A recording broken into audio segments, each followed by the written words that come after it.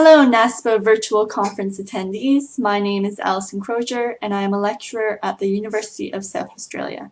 Today I will be presenting some research that I did examining the effects of different types of messages on first-year university students' physical activity levels.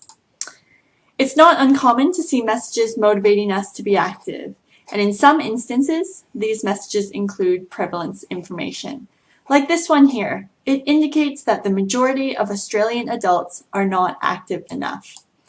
This type of prevalence information is considered a descriptive norm because it is identifying what most other people do. While research has shown descriptive norm messages can be effective at changing behavior and in physical activity, most research has focused on what I will call the high descriptive norm, that most people are active.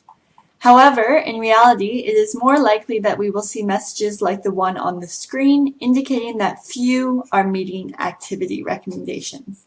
Unfortunately, little to no evaluation of the effectiveness of these low descriptive norm messages have been conducted. Therefore, the purpose of this study was to examine the influence of high versus low social norm messages on first-year university students' normative perceptions and physical activity patterns. It was hypothesized that students receiving the high norm message will have higher perceptions of the norm and thus engage in more physical activity compared to a low norm message or a control message. For this study, we recruited students in the first week of the university studies. They completed measures of social norm perceptions and their typical weekly physical activity during the last 6 months. They then were randomly assigned to receive one of 3 messages within that survey, so it was at the end of the survey. The control message outlined the moderate to vigorous physical activity guidelines only, with the high and low descriptive norm messages highlighting the percentage of first-year university students that met the guidelines in the previous year. So for the high norm, we indicated 68% met the guidelines, and for the low norm, only 32%. 4 weeks later, students were sent an email invitation to participate in a follow-up survey assessing their normative perceptions and their typical physical activity patterns during the previous week. We conducted repeated measures ANOVA to look at both within and between group differences. For descriptive norm perceptions, you'll see what we found was there was no significant main effect of time. However, there was a significant group by time interaction.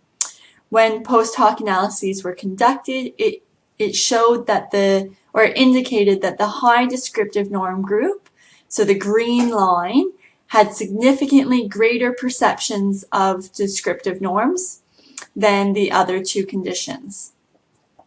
For physical activity, a significant main effect of time was found. So you can see that physical activity reduced in all groups over time from the first survey to the second survey.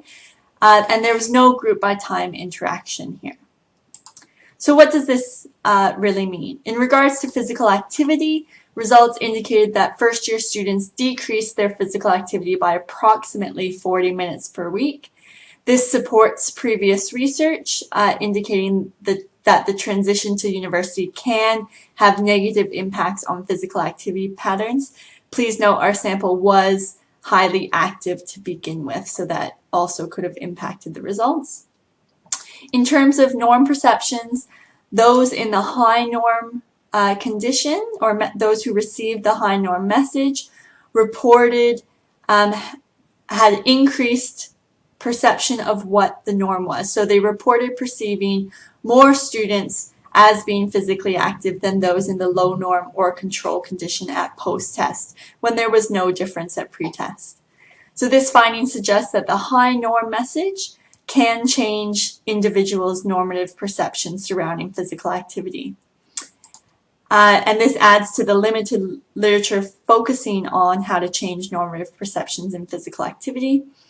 However, despite these increases, physical activity was similar among groups, suggesting that the increased norm perceptions does not always translate to increased engagement in that behavior. Thank you for listening.